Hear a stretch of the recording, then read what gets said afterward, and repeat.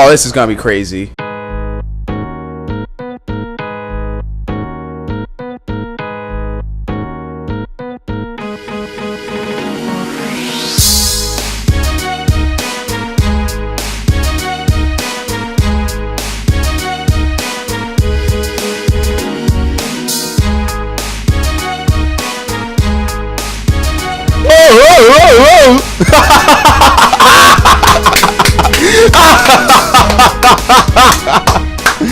That was great.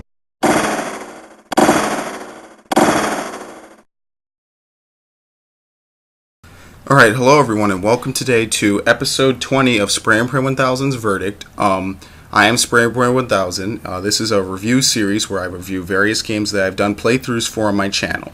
So, today, ladies and gentlemen, we're going to be talking about what for me was kind of a special game because of my history with the company in question. Today we're going to be talking about Fuse, which was developed by Insomniac Games, makers of various titles for the PlayStation over the years.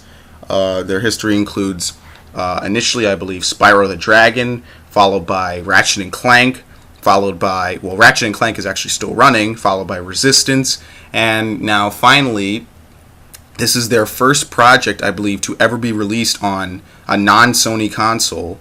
And it's just really interesting because as a kid, I grew up with Spyro. You know, I knew Insomniac. That was like really the first company I ever really bonded with.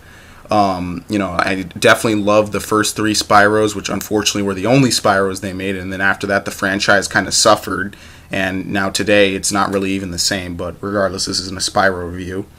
And I didn't really get to play Ratchet & Clank, and in fact, I didn't ever play it. I've never played a Ratchet & Clank. I've never played a Resistance, even though I own, you know, a good majority of the games. And that's in my future. I intend to play a lot of these games I never got a chance to when I was a kid. But anyway, today's, you know, Fuse, okay? Now, obviously, this verdict is extremely late. I apologize. Some of it's my fault. Some of it's other stuff, you know, going on behind the scenes. And ultimately, you know, it was a very tense situation, you know, led to this playthrough being pretty much halted and declared dead several times, dead in the water. And ultimately, earlier today, I got back together with my friend Surgster2. We sat down, we said, look, we got to finish this game. You know, you want to trade it in, I want to get the playthrough finished, so we both have a common goal to beat this game, you know, and we basically settled all the problems between us, and we sat down and we played this game, which is great, and we finished it. So, for me, this game is very important because not only did it come out around the time of my birthday, so I felt like Insomniac was literally giving me a great birthday present, you know, releasing a new game, you know, a new idea, new ideologies and everything, but I want to see how they come as a company. So, let's hop into it. Today's verdict is on Fuse. So, what exactly is Fuse? Fuse is a co-op action shooter game, okay? It's a third-person shooter game. It's supposed to be played with four different people. Four people team up to, tackle this game and its storyline. Now, there's two different modes to this game. There's the single player, or not single player, but there's the normal campaign, which can be played alone, with friends, or with randoms on Xbox Live or PlayStation Network. There's Echelon mode, which is pretty much, you know, the horde mode, or the, you know, wave after wave of generic enemies mode, where you can really get a lot of money really quickly. And you can, obviously, you know, the emphasis of this game is on co-op, is getting as many friends as you can to play this game. So now, what's the setting and story of this game? The setting and story of this game is that there is a team of elite operatives called Overstrike 9, okay? They're a team of elite operatives. Pretty much, their job is to infiltrate, well, their job initially is to infiltrate a weapons lab that has apparently experienced some difficulties and some trouble after a famous senator actually arrived. And now, once they actually get into it, they learn that there's this thing called Fuse, okay? It's an extraterrestrial element, or an extraterrestrial, you know, sort of, what do you want to call it, like substance or material that is being used to make new weapons, okay? Now, what happens is that it's very deadly when it actually becomes, I believe, corrupted, and it basically destroys any living thing by disintegrating it at the molecular level. So obviously, fuse is extremely dangerous in the hands of various people. So ultimately, fuse gets stolen, and it's up to Overstrike 9 to try and contain fuse and try and make sure that it doesn't fall into the wrong hands. So that's the story. Now, before I actually even go any further, it's worth noting that this game was actually originally called Overstrike. Okay. Now, Overstrike was depicted as more of a comedic style game. Especially, it looked a lot like Team Fortress a bit, some of the animations and whatnot, and some of the character models looked a little bit more comedic, like Team Fortress style.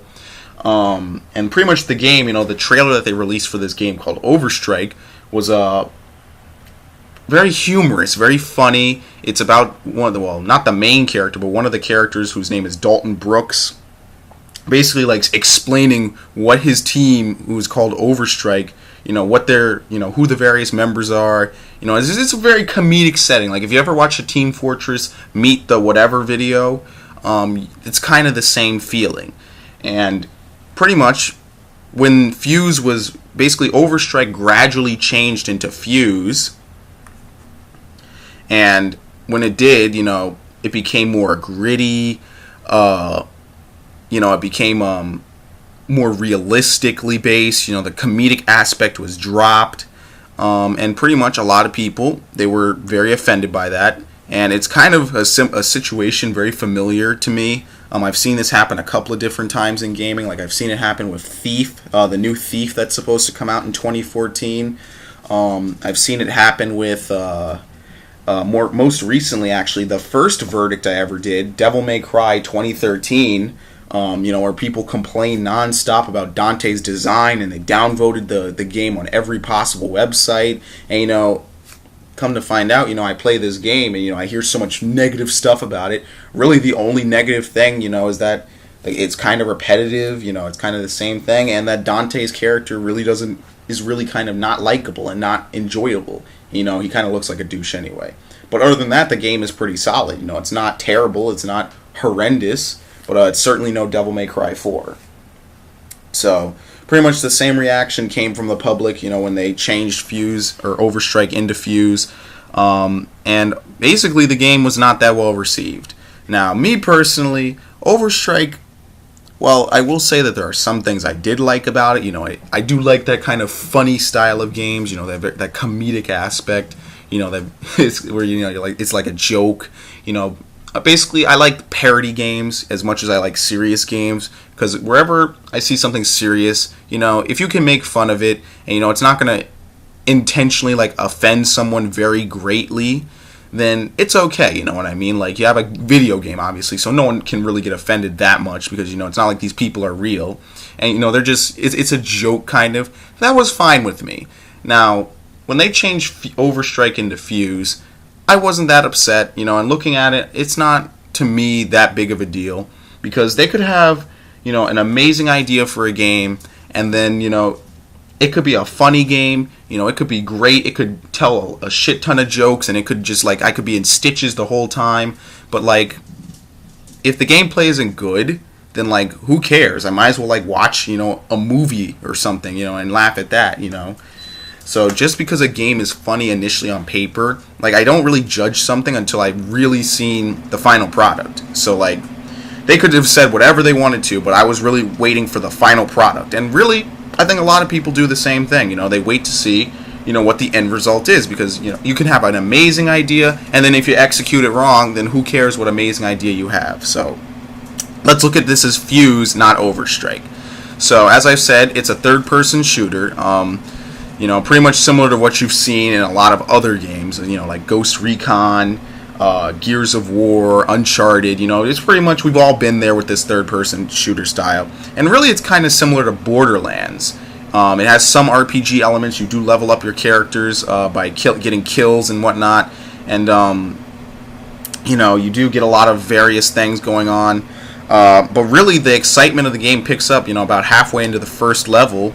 The main characters acquire these, what are they called? Xenotech weapons. Weapons that are specially made to work with Fuse. And each character gets his or her own special, unique weapon. So, for example, Dalton Brooks, he gets this gun that's not really a gun, per se. It actually projects a shield of Fuse. And it, pretty much, I think it's like liquid mercury that appears in front of him. And it's powered by Fuse. And what it does is it catches bullets and it catches grenades. And then he's allowed to shoot these projectiles back at the people who are shooting it at him, allowing him to kill them with it. So that's a pretty interesting twist. I know that what's her name? Naya. She has a gun that I believe like freezes people with fuse-tipped bullets or with mercury-tipped bullets. So she can like freeze people in place if she hits them enough. There's also Jacob. Jacob has a crossbow, which is really more like a sniper, and then an added ability is that he can detonate the bolts that stick to people. So really every character has his or her own play style beyond the usual run and gun. You have your light weapon, your heavy weapon, and then you have your Xenotech weapon. So pretty much the game gives you some diversity, and you pick your character and you play as them. But really another unique thing that the game does is that the game introduces this feature called Leap. And pretty much what Leap is, I don't know if it has like an actual, if it's just an abbreviation or whatever it is, but Leap allows you to switch between any non-human controlled character at any given time during the gameplay. So for example, let's say at one point it's only you and another person, and there's you could hop into, say, one of the other AI people, and then your character becomes AI control, and you take control of that character, and you gain access to his Xenotech weapon, and pretty much it can be used to add versatility. You're not stuck with one character. And I think that's pretty good. That reminds me of the Lego games. You know what I mean? The Lego games where you can swap in between characters. I think they did that pretty nicely. That's a nice little feature of the game. Also, I think the story is pretty interesting. It pans out in a bunch of different things. But now we're going to kind of get into the negatives of the game. Okay, and this is unfortunate. The one part of the game is that it's too short. The game only has 7 missions. And really, it's kind of short, unfortunately. And tagging on to that, not only is it short, but a lot of times the combat sequences are very repetitive, very generic. There's not a lot really to spice it up. It's just like, okay, there's a room full of guys, just kind of slaughter them. And then that's kind of it. And another thing that they try to do is they try to tack on a stealth-based mechanic. And really, that's just what it is. It's just tacked on, But I mean, it works in your favor if you can kind of actually predict the stealth mechanic, and even if you can't, the game defaults back to the usual third-person shooter, just kill everybody sort of deal. So whatever works for you, I guess. But now, one thing I did forget to mention is that this game introduces a sort of a combo system. So, like for example, you can have Naya shoot someone, you can have her freeze someone, and then depending on who you're playing as, and if you're using a Xenotech weapon or a grenade or something like that, you can execute them, in very particularly gruesome ways, such as opening a singularity and sucking them in, or freezing them and then shattering them into bits, or burning them to nothing. And it's just, stuff like heat death, shatter, all these different abilities, all these combos like solar bursts, and warp change. You can get chains of these kills, and really they add more experience. They add some diversity into the game. They add a lot of teamwork. If you can get a bunch of people playing this game, so they really try to diversify the game, and that's something I liked about the game. Although after a little bit, it becomes kind of just reused and kind of stale. Nothing really too interesting there. It's definitely better to have that than not to have it, and I think that's a good mechanic. I like that. Now, one thing I will say about this game is that, unfortunately, the AI is not that great. The AI will not, really do a lot of teamwork with you. The AI is kind of, at some points, really spot on. At other points, really kind of dumb. So, like, for example, if you get downed and you take too much damage and you get, you're on the floor trying to crawl away, sometimes the AI will come running to you. Other times, they won't even attempt to really make a break for you and try and heal you, especially Dalton. The one thing about Dalton is that if he's AI controlled, he's using his mag shield, he can revive you without even touching you while standing next to you, holding up the mag shield, which is good. On the worst part about it, AI Dalton will pretty much always be using the mag shield, and when he uses the mag shield, he walks slower. So if you're far away and he's the only one who can possibly come to help you, guess what? You're shit out of luck. Another thing is that, the AI will pretty much always get hit by, a boss's insta-downing attack. Because, out of the 2 or 3 bosses in the game, a lot of them have instant down attacks. So, a lot of times your character, you'll be in cover and you'll see the boss begin his major attack, and the AI will pretty much just stand out there and get downed, necessitating that you then have to run out there and down them, or revive them. So, no, not too many points for the AI, not a lot of good stuff there. Which is kind of, on one hand, I like to say that, the game is kind of interesting, they add a few different things, to really enhance the co-op experience, but on the other hand, there's not really too much to the game, there's not a lot of meat on it. It's just kind of, and in fact, the game really reminds me a lot of the game actually that was released after it that I played, Remember Me. It has an interesting idea, an interesting group of characters, and, it's just poor execution that really kind of kills this game. This game kind of dies and then is kind of forgotten about. So ultimately, what do I give this game? I give Fuse the exact same score I gave Remember Me. I'm going to give it a 75. It's not as bad as some of the lower clowns on my list, but at the same time, it's solid, it's stable, but it's fairly predictable and has some flaws. In fact, it has a lot of flaws. And it's unfortunate because I know that, here you have this redeemed and renowned company, making all these various franchises and making all these various games that are just so fantastic, and then they kind of just drop the ball. So, I'm not really sure what happened with Insomniac, and I feel kind of sorry for them, but hopefully whatever they do next, they'll succeed at. Whatever game they choose to develop next, who knows what that's going to be. And I respect them a lot. So, that's what I give this game, the 75, the same score as Remember Me, because it really has the same problems as Remember Me. If you'll recall in Remember Me, I said, the game has an interesting story, the gameplay is kind of good, although it kind of feels like, they just took it right from Batman Arkham Asylum. And the game just gets stale after the first couple of levels, even though it's kind of interesting. And to be honest, the games are probably about the same length. Fuse might be a bit shorter, owing to the fact that it's a co-op game, but really the games only have like 7 levels each, maybe, give or take. And it's just kind of like while the story is strong, some parts of it are a little wobbly, especially the ending, although Remember Me had a pretty good ending. Fuse is kind of a wonky, really weird, like kooky ending, and I just kind of really didn't understand why they would go with that. I guess they kind of want to make Fuse 2. I'm not really sure. I'm not sure how well that would be received, because this game apparently is not very well received at all. But yeah, that's kind of it for a Fuse. And at least this playthrough is done. It was one of the lesser playthroughs of this year because a lot of stuff happened surrounding it.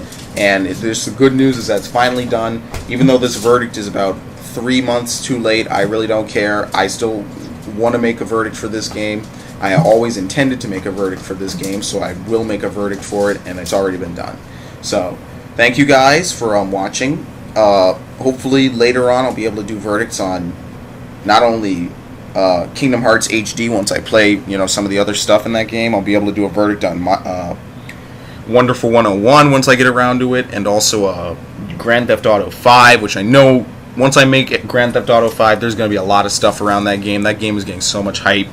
So, kind of short verdict here, but that's okay, and I'll see you guys next time, and hopefully you enjoyed it. Take care.